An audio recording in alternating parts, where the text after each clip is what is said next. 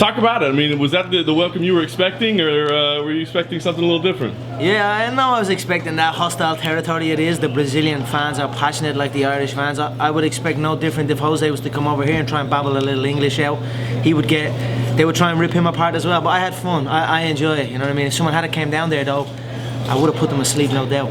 But it was fun. You mentioned fighting next door at the stadium. Obviously, I know you want to do it in Ireland first, but after seeing what you saw today, is that something that really appeals to you? I said to Dana backstage, I said, make sure and bring me to Brazil. I want to fight here in Brazil. So I will fight here in Brazil. But the title will be contested in a football stadium in my hometown, no doubt. And then I will defend it maybe here in their football stadium. Who knows what's around the corner, but I enjoyed that atmosphere. I love this place. It's a beautiful place, so I would love to come back, and the fans are passionate, which is the main thing, so I would love to come back and compete here. You mentioned Aldo all over and over. I never heard you mention Mendez, really. So are you predicting an Aldo win tomorrow? I mean, I am predicting an Aldo win, but I'm in Brazil, so of course I was going to mention Aldo. They mentioned Aldo, so it's the fans want to see McGregor versus Aldo, you know, so I am rooting for Jose, but if Chad comes through, I'll have no problem whooping him as well. So, you got asked a lot about Seaver today. Obviously, that fight just got announced. You said, "Hey, listen, I know I'm going to have to wait, but it seems like a risky proposition to take a fight when everybody seems to be saying you're the #1 contender." So, walk us through the thinking to say, "I'm going to go ahead and take another fight." Yeah, I think a lot of people they have that approach. They sit out and wait, but in my mind, the belt is already wrapped around my waist. I already walk around like I'm a world champion. So it's about money. I'm fit. I'm healthy. I want to compete as much as possible. I tried to get on the Mexico card a few weeks back. They pulled that, and then Joe Lozon got injured. I tried to get on it again. They pulled that.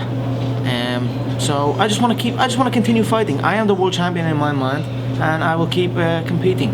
So in my mind, it's not a risk. I'm already the world champion. I'm simply eliminating contenders. I said before, one by one, every single one of them will be gone. So I'm in the process of that. In the past, you ripped every fight in interview. And is it hard to get motivated to fight a guy that you don't consider a top talent? Who? Seaver. I mean, they all pose challenges. Dennis poses challenges. I mean, he's top 10. It's not hard for me to get motivated. I'm self-motivated. I motivate myself, so I will go in there and I will be in shape like I always am, and I will get the job done. Every fighter poses threats. I won't overlook any man. He has cheated in the past. There's another thing I will use to get in and put him out a bit more. You know, you know, he was caught on the stuff that hides it. And that's how deep he was in that. How deep was he in that game? He was actually using stuff to hide it from the testing. That to me, I don't respect that one bit. So I'm going to go in there and I'm going to rip his head off, and I'm going to punish him for it. He's short, he's compact, he doesn't put his shots together well. I see it being, I know, I say first round every time, but this will be another first round. You know, in the beginning, you said the way you stay hungry is by spending all your money. You know, you joked and said, I just spend it on custom suits, and that's how I stay hungry. How do you stay hungry now? I mean, you're staying in the presidential suite, you're being flown to Brazil as a guest of honor. How do you keep that hunger and that drive? Because you want more and more and more. You know, you get a little taste of the good life. Guess what? It sends you. For me, maybe some people get a taste of it and they get comfortable with it. I am well aware why I am here as a guest. I am well aware of why I am getting why all of this is happening. Because my work ethic. Because I show up and fight. When they call, I answer. So I continue doing it. I know that it's never, you know. People do think they are part of the furniture in the company when they get a little bit of success and they get comfortable. Then they show up out of shape, or they show up not fully prepared. But that is not me. I recognize that has happened to previous people on the roster. So I will not be the same. I stay in the gym. I stay ready. If there's a fight that becomes available, I ask for it. So how good is it to headline a card in Boston? It's phenomenal. The last time I was there, it was dream come true to come out with the Irish flags. It's gonna be crazy, and then you're gonna bring out a little short ass German. You know what I mean? Ireland's hometown. Then we're whooping a German. It's in America on free TV. It's absolutely, it's genius, is what it is. So it's gonna be fun. How was your thumb? Yeah, brand new. It's brand new. It happened 4 weeks before the fight. So usually it takes like six weeks. So it's been okay. I just rested up. I still had that thing for about a week or two after the fight. I still used to wear that little cast I had, and that was that. So it's brand new now. Everything's perfect. You mentioned his suspension. Like fighting you at this point almost feels like, to a degree, I know you're not quite there yet, but like the Floyd Mayweather sweepstakes. Every time he's available for a fight, everyone's gunning for him, right? It seems like everyone in your division is now trying to get that lottery ticket. He gets the ticket, one fight removed from the suspension. Does he deserve it? Probably not. I don't think he does deserve it. When they put the fight forward to me. But it is what it is. If you look down the roster, there's other people matched up. Plus, he spoke out of turn. He should have kept his mouth shut. There's two ways you can fight me. You can come in, you can keep your mouth shut, you can take your loss, and you can continue on with your career. Or you can open your mouth. I'll shut you down, and I'll end your career. So he has chosen to open his mouth, and I have chosen to end his career. So this will be his final hurrah. You mentioned that there's going to be a title fight in the stadium in Ireland. Have you been told that? What information do you know that we don't know? It's going to happen. It's going to happen. Is that what you're envisioning, or have they laid out a plan saying if you win this fight, you're getting a title fight in Ireland?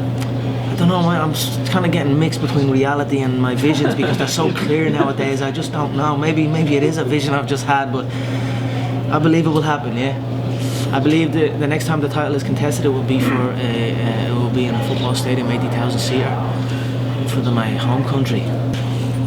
There was no domination, small little adjustments. I would have liked to see Gunny on his toes that little bit more, just because, especially in main events when they call out your name and everything, it takes longer for the fight to start, especially against an opponent like Rick Story, who's in your face all the time and that kind of bouncy. You need to be on your toes. That's why I felt I might have let him down, because I was in Las Vegas and I was traveling all around, and I was supposed to go to Sweden, and I was like, look, I just feel tired. I want to go home. It's been a long road. I want a week rest with my family. But I feel if I had went there, I would have got him going, because I've said it before. He can calm me down, and I can bring him up.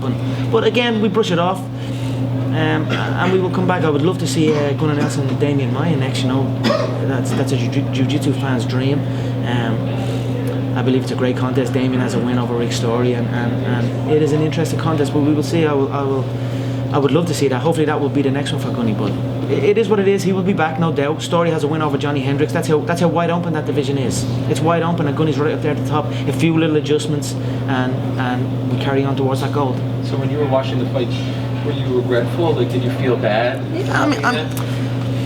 Yeah, a little bit. I mean, it's not nice to see a teammate, to suffer his first loss. It was tough, I messaged Lorenzo, just give me a fight straight away. I just wanted to fight or something. I don't know what emotion I had, but it was a weird one. But I wanted to be there then. When he was walking out, I was like, I should have been there. I should have went. But what can you do? They put up a big billboard of you in Dublin on O'Connell Street. What is the significance of that for you? Well, O'Connell Street has it's a historic street in our city centre. It's where we fought for our independence against the British. It is a historic street. There are statues of all our heroes littered all over that street, and now there's a poster on the side of one of the building, on the front of one of the buildings. So it is phenomenal for me. Where we fought for our independence, where history took place on that street, my pretty face is up there now. So it's an honour. It's just you though, no one else. It's just me for now. We'll get there, but we'll get that statue up now next fight, I believe. After the football stadium, I'll get my own statue up there. What's your thoughts about the Brazilian crowd today? Unbelievable, absolutely unbelievable. I love it here. I love the place. I love passion. There's one thing when you speak to somebody who is passionate about what they are involved in. That's a beautiful thing, and that was what I saw out there. They wanted my head on a plate. They wanted blood, and I wanted their head on a plate also. So it was phenomenal. That's why I want to come here and fight. I know there's a lot of Brazilians in Ireland as well, and across Europe. So if the fight in Dublin happens, I know it will be full of Brazilians and Irish and all people all around the world. If it happens over here, it will be full of Irish and Brazilians. It's going to be electric, so it's going to be something special. What about the capoeira you had yesterday? I swear to God, yeah, that was probably top 3 things I've ever done in my life. Because about 10 months ago, about a year ago, I was watching YouTube clips of capoeira, and that was it. It's the only thing I've ever done. I started just playing with it in the gym. But to be on a beach in Rio, walking down the beach. I had 2 security guards on each arm. I went down to this capoeira team and we started dancing away. And I learned a little bit more detail about it, and I got to see these people move. Their movement is flawless. It's unrestricted movement, and to see that firsthand, it's a phenomenal martial art. And I tell you what, I will be training it a lot more because it's free. Like to come up against an opponent like that, it's very hard to read that movement. It's very hard to. You cannot approach it. You know, it's impossible. They're doing backflips and cartwheels, and all the while there's the human heel coming spinning by your temple, which is not a nice feeling. So. It's a dangerously beautiful martial art, and I look forward to continuing training it, continuing learning, and incorporating it into my style some more. Most people say it's completely impractical in mixed martial arts stuff. Yeah, you know, I don't believe that. There is a time and a place for every move, but trust me, if I come out the gate cartwheeling, 360 flipping at you, what are you going to do? You're going to come running at me? No, you're not. You're going to be on the back foot, and you're going to be swallowed up by the movement. It's what happens. People get swallowed up by the movement. Personally, I don't think it is practical. I think it is perfect. It's your first time here? Mm-hmm. What are the people saying to you? We saw what they said to you here, but like on the street, are people recognizing you? When I was walking down when I came out the plane, someone recognized me, and then when we were walking down the beach in Rio towards the Copacabana, or towards the Capoeira people, people were coming over taking pictures of me, so it was brilliant. It's all support, a little bit. One group people were like over my head on the beach, and I was just like, I'm still here. Your talk is cheap. Like I said out there, I said your talk is cheap. I'm standing right here. What you gonna do? Why do you need security? I don't know. They give me security. You didn't ask for the women, in case them women get out of hand. No, I don't know. It's cool though. I like it. Whether I need it or not, I don't know. We were supposed to go to the favelas to do some fighting for peace thing for charity, and somewhere I want to go. I want to go into them favelas and experience that while I'm here. But I don't think we are. It was supposed to be me, Lorenzo, Dana, Gary Cook, and a whole SWAT team. And then I seen Lorenzo say, "Hey, I hear we're going to the favelas. I can't wait." I'm not going to the favelas. I was like, "What?" But, so it turns out something happened, or there was a gun battle or something between the. Yeah, there was a gunfight. So, but I said, just tell me up and throw me in the middle and let's go. But it's something I want to see. The favelas in Brazil, you know, it's a historic. And what were they saying to you? Because we couldn't hear the translation on the stage. What were some of the things? It seemed threatening. What were some of the they were saying, you're chicken, you're food. They make suits for.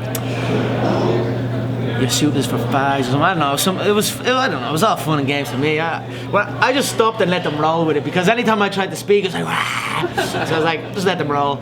And then they were just coming at me insult after insult. I was like, oh, and every time someone stepped up, hola mamacita, some bloke. I was just calling them women and saying I was going to kill the guy. You've never been in a position like that before, right? Because usually you're beloved, you're cheered. So did you prefer playing the bad guy? And it seemed like you were relishing the moment. Of course, I relish any moment. You know, I love this game. I love this job. And I love walking into a place and feeling passion, whether it's for me or against me. I feed off it either way. So that is it. I enjoy myself out there, and they were asking me questions. You're not a legitimate brown belt. You don't know nothing about jiu-jitsu, and that's what they kept saying. And you're a blue belt. We've got blue belts in this audience that could whoop you. And I was like, put on your gi and float down, and we'll see. It was all fun and games. Yeah, well, I look forward to over time answering all the questions. You know, that's what they were. You were like chill. You were all talk. Jose is gonna kick your legs, and you were gonna die, and it's all fun and games. I'm gonna answer every one of them questions. Like I said, I'm gonna come back. I'll beat Jose on home soil, and I'll come back and defend it on their home soil. Conor, if you and Last question, okay? Do you think MMA popularizer in Europe? With you and Gustafsson, do you think the MMA popularizer in Europe? Yeah, of course. Of course, it's growing every time. Well, I believe I'm the only athlete on the roster that can fill a football stadium. So that speaks for itself. MMA in Europe has exploded. MMA in my country has exploded. The UFC has exploded. So of course, the numbers don't lie.